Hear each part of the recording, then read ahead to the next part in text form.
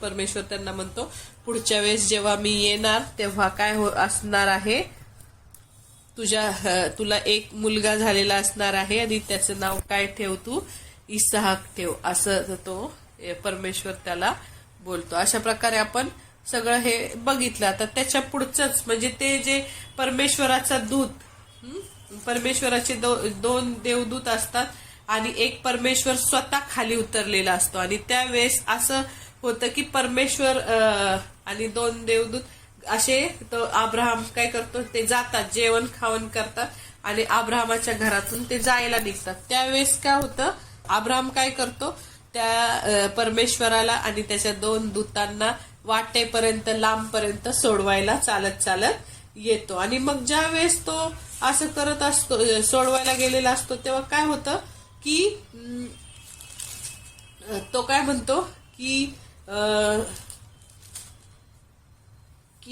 परमेश्वर त्याला असा विचार करतो की मी जे काही आता ठरवलंय सदोम आणि गमोराचा नाश करायचं, ते मी माझा प्रिय मित्र अब्राहम ह्याच्यापासून लपून ठेवू का, असं परमेश्वराच्या मनात येतं.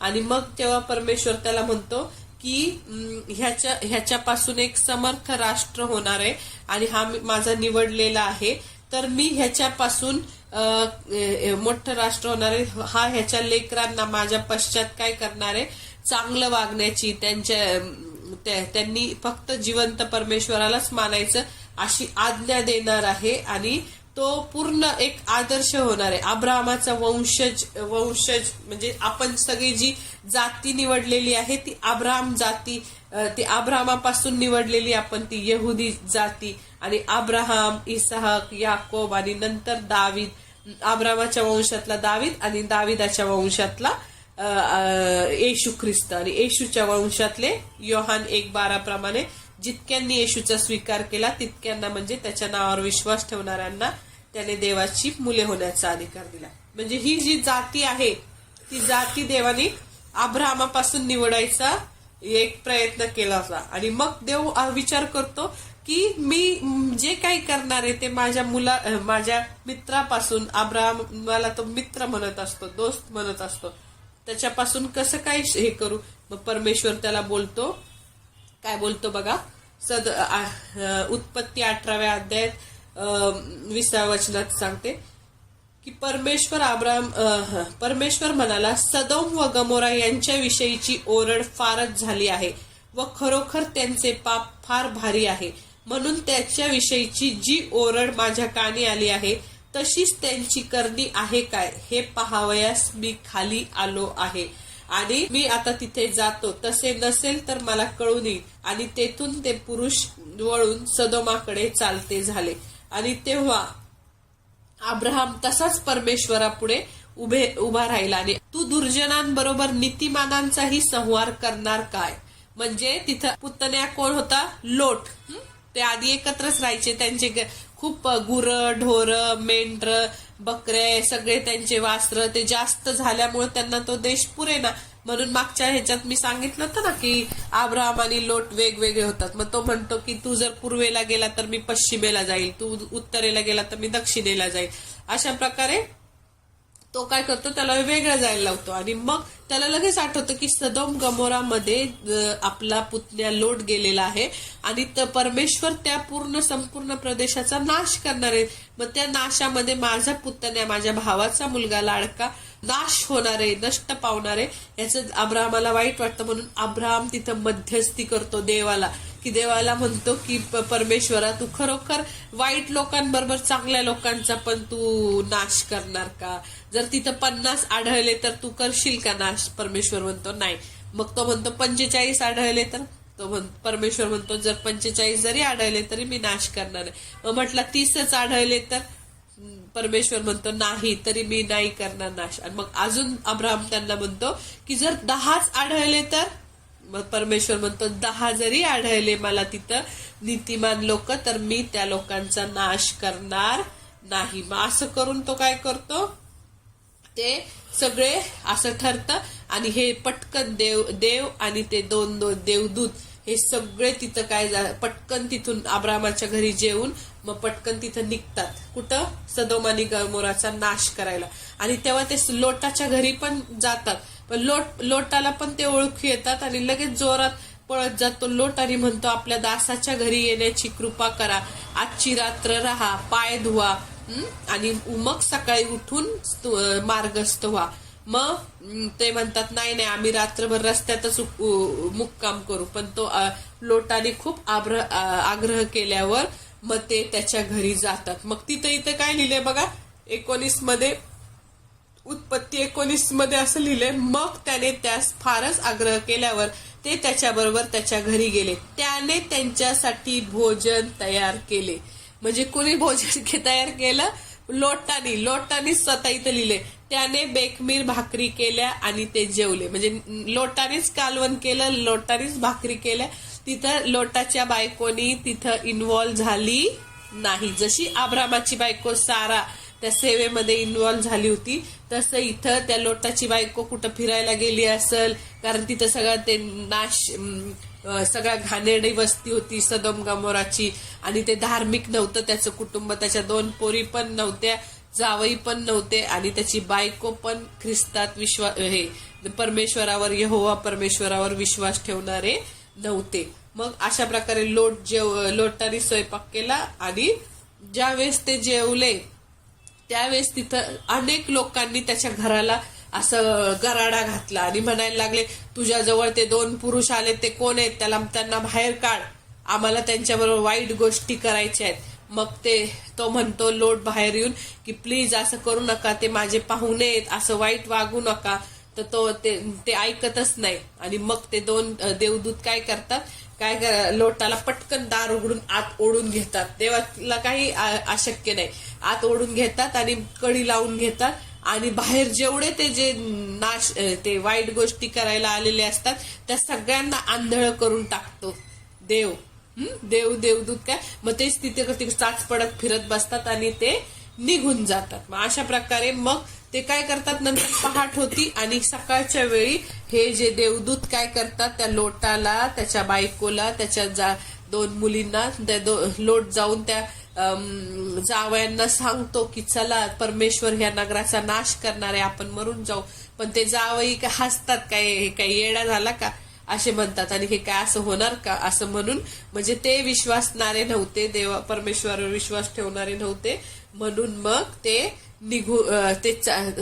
लोट आणि त्याची बायको खूप आणि मुली खूप निघायला त्यांचं मन होत नसतं, कारण त्यांची सगळी प्रॉपर्टी तिथं असती. सोनं नाणं, घर दार, सगळं अख्खा आयुष्यभराचा संसार, ते सगळं तिथं होतं. आणि मग त्या वेळेस ते सगळं ते 2 पुरुष काय करतात, त्या लोटाच्या 2 मुलीला, पुरुष म्हणजे देवदूत, लोटाच्या 2 मुलींना, लोटाला आणि त्याच्या बायकोला ओढत जोरात त्या सीमेच्या बाहेर, म्हणजे त्या सदोम गमोराच्या बाहेर पळवत नेतात. की नाही तर ओढत ते लवकर पळा, लवकर जीव घेऊन पळा, नाहीतर आता इथं अग्नी आणि गंधकाचा सगळं असं पडणार आहे आणि सगळं भस्म होणार आहे असं ते म्हणतात. पण ते काय इकडं तिकडं ते पळत सुटतात. तर मग ती लोटाच्या बायकोला सांगितलेलं असतं, कुणीही सगळ्यांना सांगितलेलं असतं, मागं कुणीच वळून बघायचं नाही. जर कुणी मागं वळून बघल तर त्याचा नाश होईल. मग तो लोटाची बायको तिचं संसारात मन अडकलेलं असतं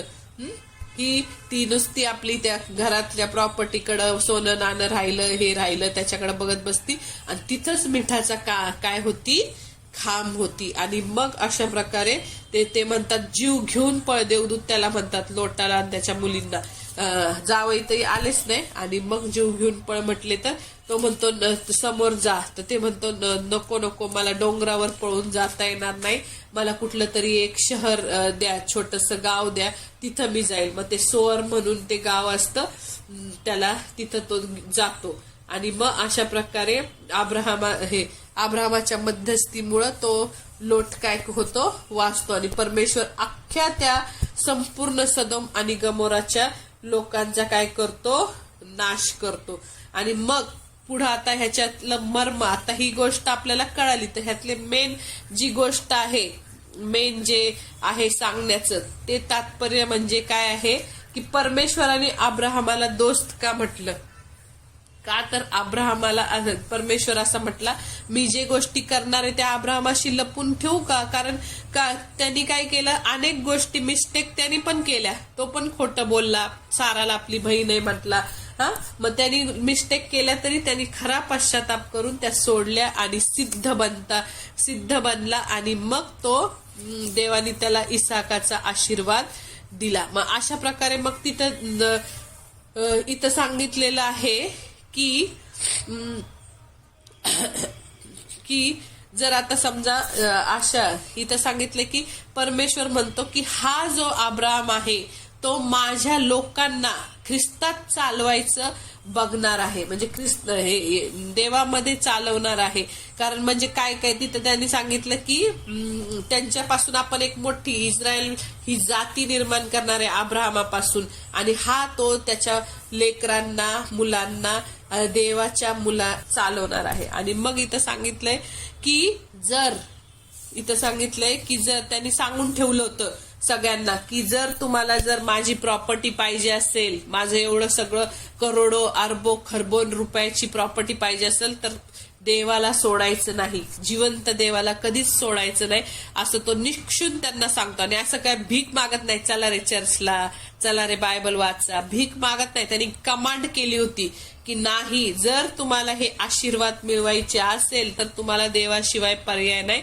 तुम्हाला लग्न करायचं असेल तरी ख्रिस्ती मुली बरोबरच लग्न करायचं, मुलीला लग्न करायचं असेल तर ख्रिस्ती मुलाबरोबरच लग्न करायचं, आणि कुठल्याही चुकीच्या गोष्टी ज्या देवाला आवडत नाही त्या करायच्या नाही. मग आता समजा अनेक त्यांनी सांगितलं की आपल्या मुलांना कसं वागवायचं, कसं चालवायचं ख्रिस्तामध्ये, हे एक आदर्श उदाहरण अब्राहम होता. मग आत्ताच्या पण जीवनात आत्ताचे चांगले जे बाप असतात ते काय करतात, ते आपली मुलं चर्चला जायला नको म्हणून बहाणा शोधतात. मला ट्युशन आहे, मला अभ्यास आहे, मला बरं वाटत नाही, मला झोप आली, असं तसं काही सांगतात. पण जो खरा देवातला बाप असतो तो काय करतो, त्या टायमिंगला त्यांना कुठंच पाठवणार नाही, तुला चर्चला जायलाच पाहिजे. किती दिवस भांडणं होतील, 8 दिवस होतील, 15 दिवस होतील, महिनाभर होईल, पण त्या मुलाला एकदा कळलं की नाही, मला हे चर्चला गेल्याशिवाय सोडतच नाही, चर्चला जायलाच पाहिजे किंवा बायबल वाचलंच पाहिजे, ह्या गोष्टी जर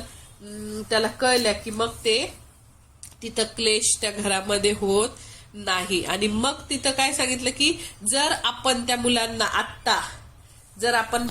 आत्ताच हे वळण लावलं नाही चर्चला, का तर नको भांडणं होतात, आणि भांडणं झाले तर मग घरातलं वातावरण बिघडतं, तर मग तो म्हणतो की नाही, तर मग ते लोक ते पालक काय करतात, आपल्या मुलांना कायमचं सैतानाच्या हातात देतात.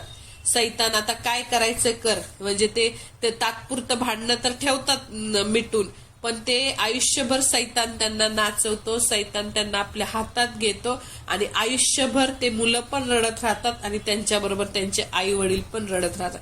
म्हणून आत्ताच निर्णय घ्यायचा आणि आपल्या मुलांना काय करायचं, चांगल्या अब्राहमासारख्या काय करायचं, चांगल्या सवयी लावायच्या.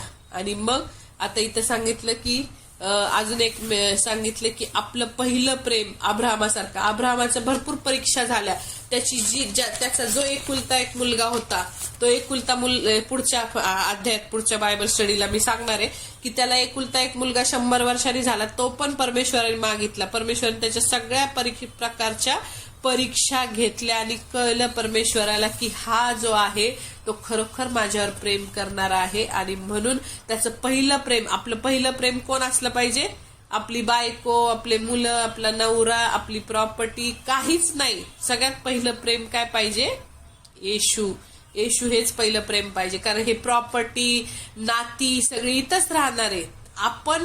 आपला आत्मा परमेश्वराकडे जाणार आहे. म्हणून सगळ्यात पहिलं प्रेम आपलं कुणावर पाहिजे, देवावर. आणि मग इथं अजून सांगितले की त्याचा परिवार मसीमध्ये नव्हता, म्हणजे देवाच्या ह्याच्यात नव्हता, त्याचा परिवार देवामध्ये नव्हता. जावई हसायला लागले, मुली वाया गेलेल्या होत्या त्याच्या, आणि बायको तर ती स्वयंपाक करायला पण आली नाही, सगळी जगीक होती त्या वातावरणात. आणि मग त्याला ह्या सगळ्या गोष्टीचं नुसतं वाईट वाटायचं. लोटाला काय वाटायचं, त्याला वाईट, की हे लोक किती वाईट वागतात सदोम गमोराचे. पण मग काही काही स्त्रिया पण तसेच आहेत, त्यांना आपल्या मुलांबद्दल नुसतं वाईट वाटतं की माझा मुलगा प्रार्थना करत नाही, माझा मुलगा चर्चला जात नाही, माझा मुलगा असं करत नाही, अभ्यास करत नाही. तर त्या काय करतात, कधीच त्याला रागवत नाही. चल तुला चर्चला यायलाच पाहिजे, तुला अभ्यास केलाच पाहिजे, तू असं वागलाच पाहिजे, असं त्याला रागवत नाही ना, त्यांच्यासाठी प्रार्थना करत नाही आपल्या मुलांसाठी. तर मग काय करतात, घरात भांडणं होऊ नये म्हणून ते फोर्स करत नाही. मग तात्पुरते आताच सांगितलं, तात्पुरते आपण भांडणं थांबू, पण ते मुलं सैतानाच्या हातात आपण देतोय हे ते लक्षात घेत नाही. म्हणून आता ह्या जीवनात आपल्याला काय करायचं, त्या सैतानाशी लढण्यासाठी आपल्याला काय करायचं, एक पोझिशन घ्यायची. म्हणजे इथं काय सांगितलंय, अंकुर नरुलांनी ह्याबद्दल सांगितलंय की जर त्याची खूप मोठी प्रॉपर्टी होती लोटाची, आणि त्यांना एवढा देश होता तो त्यांना पुरत नव्हता, कारण त्यांच्या गुराख्यांची काय व्हायची, भांडणं. मग तिथं देवाच्या लोकांच्या सहभागितेतून लांब गेल्यावर काय झालं, तो लोटाचा नाश झाला. इथं मर्म हे की लोटाचे सगळे आशीर्वाद, लोटाला वाटलं मी कष्ट करतो, मी मिळवलेले हे आशीर्वाद आहे, पण ते त्याचे आशीर्वाद नव्हते. तो अब्राहमापासून विभक्त झाला म्हणून त्याचे आशीर्वाद नष्ट झाले आणि संपूर्ण परिवाराचा नाश झाला. म्हणजे त्याच्या आशीर्वादाचं कारण होतं अब्राहमाबरोबर सहवास. त्यांनी लोटाला वाटत होतं की मी ज्यावेळेस तो म्हणतो ना अब्राहम त्याला की तू पश्चिमेला गेला तर मी पूर्वेला जाईल, तू दक्षिणेला गेला तर मी उत्तरेला जाईल, त्यावेळेस लोटांनी असं म्हणायला पाहिजे होतं की आपण वेगळे होऊ काका, आपण वेगळे होऊ, पण तू मला एखादी जागा दे. मी स्वतः माझ्यासाठी जागा निवडत नाही, तू मला एखादी जागा दे, तू तिथं येत जा, येऊन जाऊन राहत जा, माझ्या बरोबर सहवास ठेव आणि मग आपण चांगले गोळीत राहू, असं तो त्यांनी म्हणायला पाहिजे होतं. पण त्यांनी काहीच तसं बोललं नाही आणि स्वतःचा काय करून घेतला, नाश केला. म्हणजे ह्याचा अर्थ अब्राहम हा देवाचा एक सेवक होता, याजक होता. म्हणजे याचा अर्थ असं की ज्या लोकांवर देवाचं कॉलिंग आहे ते त्या लोकांचं आपण ऐकलं पाहिजे, त्यांच्या सहवासात राहायला पाहिजे, ते आपल्याला काय सांगतात ते काय केलं पाहिजे, वागायला पाहिजे. कारण इथं सांगितलं देवाचा जो सेवक असतो, ज्यांच्यावर कॉलिंग असतं, ते दुप्पट सन्मानास योग्य असतात, डबल सन्मान द्यायचा असतो त्यांना. मग अशा प्रकारे देवाच्या लोकांचा सहवास नेहमी ठेवायचा, ते जे सांगतील ते नेहमी ऐकायचं.